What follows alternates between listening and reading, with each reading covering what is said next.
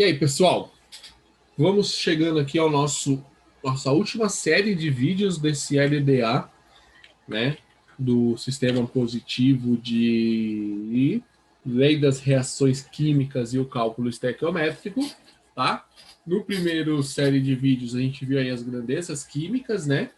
Na verdade, as grandezas químicas e a lei das reações químicas são ferramentas para a gente aplicar agora no cálculo estequiométrico, beleza?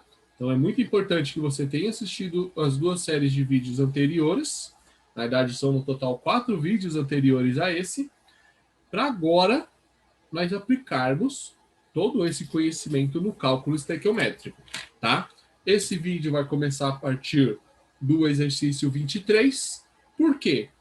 Os outros 22 exercícios eu resolvi anteriormente nos outros vídeos, tá? Então, vamos começar. O sulfeto de hidrogênio, H2S, é um gás incolor de cheiro desagradável característico. Quando lançado ao ar, reage com excesso de oxigênio formando água e dióxido de enxofre. Se 36 gramas de água são formadas nessa reação, determine, primeiro, qual que vai ser a equação química balanceada que representa essa reação. Aqui nós temos que lembrar, né, das nossas aulas lá de nomenclatura, de ácidos e tudo mais, tá? Então, como que a gente representa essa equação? H2S reagindo com oxigênio, tá? Ó, quando lançado ao ar, reage com oxigênio. Então, H2S reagindo com oxigênio forma água e dióxido de enxofre, tá? Então, você vai ter que saber fazer essa equação química, H2S com O2 formando água, saber quem que é o dióxido de enxofre e balancear, tá? O balanceamento fica 3 sobre 2 O2, tá? E aí ele quer saber qual que vai ser a quantidade de matéria do O2. E olha que parte mais chatinha, vamos dizer assim. O O2 está em fração, né? Então vamos lá. Se nós sabemos que nós temos 36 gramas de água, tá? Então nós temos que fazer uma relação aqui, ó. 3,2 O2 está para uma água, tá? 3,2 está para 1. 3,2 mol de O2 está para 18 gramas de água, tá? Então, quantos mols de O2 eu vou ter em 36 gramas de água? Essa é a relação estequiométrica, tá, pessoal? Essa é a relação que vocês têm que fazer. Vocês têm que pegar o balanceamento químico de cada uma delas, o coeficiente estequiométrico de cada uma delas, para poder saber quantos mols a gente vai ter de O2 para essa reação química, tá? Fazendo o cálculo aqui dessa regra de 3, multiplicando todo mundo aqui em x, né? 3,2 multiplicado 3 sobre 2 multiplicado por 36, x multiplicado por 18, o 18 passa dividindo 3 sobre 2 vezes 36, e aí nós vamos ter aqui 3 mols de O2, tá? Essa vai ser a conclusão que vocês têm que chegar, beleza? E qual que vai ser a massa de H2S consumida? Então vamos lá, ó. O H2S está para uma água, tá? Por quê? Nós temos aqui o coeficiente estequiométrico do H2S 1, coeficiente estequiométrico do H2O 1. Então é 1 para 1, coeficiente estequiométrico 1 para 1.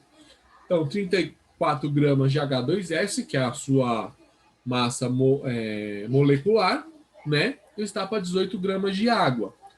Então, em 36 gramas de água que foi formado com a reação aqui, quantos gramas de H2S foram consumidos para formar 36 gramas de água?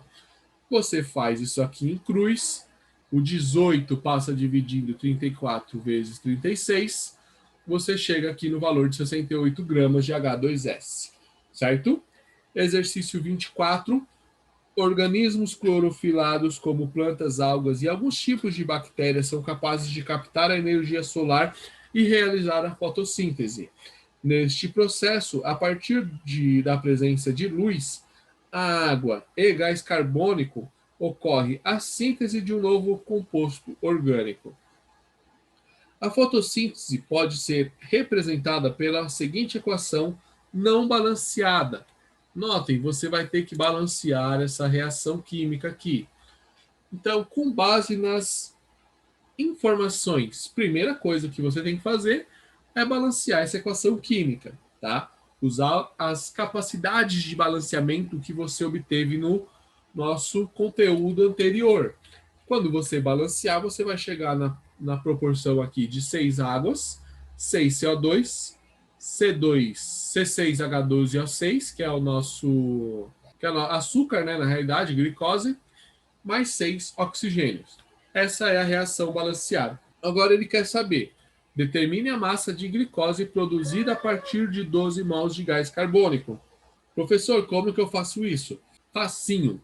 Você tem aqui uma proporção de 6 CO2 para uma glicose. 6 para 1, tá? Então, 6 mols de CO2 produziu 180 gramas de glicose. 6 mols de CO2 produziu 180 gramas de glicose. Professor, da onde você tirou esses 180 gramas? C6, 6 vezes 12. H12, 12 vezes 1, 6 oxigênios. 6 vezes 16. Somando tudo isso, nós temos 180 gramas, tá? Agora, quando a gente tem 12 mols de gás carbônico, quantas gramas a gente consegue formar aqui? A gente vai conseguir formar 360 gramas, tá? Porque 6 mols de CO2 produzem 1 mol de C6H12O6. E 1 mol de C6H12O6 tem 180 gramas de glicose, tá? Essas relações estequiométricas que a gente acabou de aprender nos exercícios anteriores é o que a gente está usando aqui agora, beleza? O exercício 25. O palito de fósforo é um dos artigos mais úteis no nosso cotidiano. Na sua composição, possui fósforo vermelho, enxofre e clorato de potássio. A cabeça de um palito de fósforo pesa aproximadamente 0,5 gramas. A reação que ocorre na queima da cabeça de fósforo está representada a seguir. Então, nós temos esta reação grandona aqui. O cheiro característico, né, do fósforo queimado se deve ao dióxido de enxofre formado. Aí a gente tem os dados aqui, ó. No palito de fósforo, os componentes estão em quantidades estequiométricas. Aí a gente tem as massas em grama por mol de cada uma dessas quantidades. A massa em grama de dióxido de enxofre produzido ao queimar uma cabeça de fósforo é aproximadamente... Vamos lá. Então, eu vou ter a cabeça de o fósforo, né? O que eu vou ter que fazer aqui? Ele quer saber a massa de dióxido de enxofre produzido quando a gente queimar a cabeça de fósforo. Então, eu vou ter a massa aqui do P4, tá? Que vai ser igual aqui a 4 vezes 31, 124 gramas por mol. A massa do enxofre, 32 gramas por mol, tá? E a massa do KClO3, que é esse carinha aqui, a gente faz a massa dele e a gente chega a 122,5 gramas por mol, tá? E 3P4 mais o enxofre mais 10 KClO3 está para 1 dióxido de enxofre, tá? Essa é a proporção aqui, ó. Essa para essa. Beleza? Então vamos lá. O que a gente faz aqui? A gente pega esse valor aqui, tá? E relaciona com a massa do dióxido de enxofre em gramas, que a gente vai ter dele, de cada um dos componentes dele, tá? E a gente tem aqui, ó, esse valor de 0,05, que é o peso da massa de fósforo que a gente vai ter no palito de fósforo, tá? Professor, por que ele não levou em consideração o oxigênio? Porque o oxigênio veio do ar, tá? Então aqui está levando em consideração apenas os compostos presentes na cabeça do palito de fósforo, por isso que é o 0,05 gramas. E aí a gente consegue descobrir esse valor de X, fazendo o cálculo cruzado aqui. Fazendo esse cálculo cruzado, nós conseguimos chegar no valor de 1,629 gramas na massa do palito de fósforo para 64 gramas de dióxido de enxofre. Esse valor todo somado aqui. Se nós temos 0,05 gramas, quantas gramas a gente vai ter aqui, ó? Fazendo aqui em cruz, multiplicando em cruz, a gente vai chegar aqui no valor de 1,96, 10 a menos 3 gramas, tá?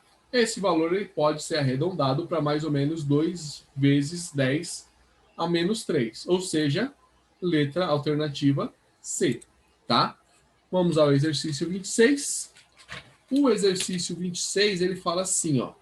O silício comercial é obtido a partir de quartzo, quartzitos ou areias silicosas. Usando coque de petróleo, carvão mineral ou vegetal com agentes redutores, a redução é realizada em fornos de arco elétrico com eletrodos de carbono submersos em temperatura superior a 1900 graus Celsius, reduzindo o óxido de silício a silício conforme a equação. Aí você vai ter o SiO2 mais carbono formando Si mais CO2. Tá?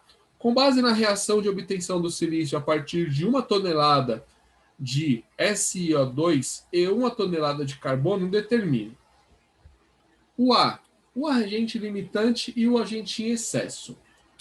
Então, a gente tem 1 para 1 a estequiometria. SiO2 para 1 carbono, tá? 1 mol de SiO2 vai estar para 1 mol de carbono. A estequiometria é 1 para 1. Então, 60 gramas de SiO2, a gente vai ter 12 gramas de carbono. Fazendo a multiplicação cruzada para 1.000 gramas de silício para 1.000 gramas de carbono, tá? Fazendo essa multiplicação cruzada, a gente vai ter que 1.000 gramas, 1.000 vezes 12 gramas de carbono, vai ser bem maior do que 1.000 vezes 60 gramas de silício, tá? Então, quem que vai ser o agente em excesso? Vai ser o silício, porque a quantidade de silício que a gente vai ter aqui é muito maior do que a quantidade de carbono para reagir, tá bom? Qual que vai ser a massa do reagente em excesso? O reagente em excesso é o silício. Se eu tenho 60 gramas de silício, eu vou ter 12 gramas de carbono. 1.000 gramas de silício para X, tá? Eu achei aqui a massa do carbono, né? 200 gramas de carbono é o que reage. Então, o reagente em excesso, 1.000 gramas menos 200, 800 gramas de silício é a massa do reagente em excesso, tá? E a massa de silício obtida vai ser 60 gramas para 20 gramas de silício, 1.000 gramas para X, fazendo multiplicação cruzada, 460 gramas de silício obtidos nessa reação. Tá legal? Aí eu vou parar esse vídeo por aqui, porque ele já está um pouquinho longo, tá? Tenho mais 5 exercícios para resolver. Esses exercícios eu resolvo no próximo vídeo. Obrigado e até lá!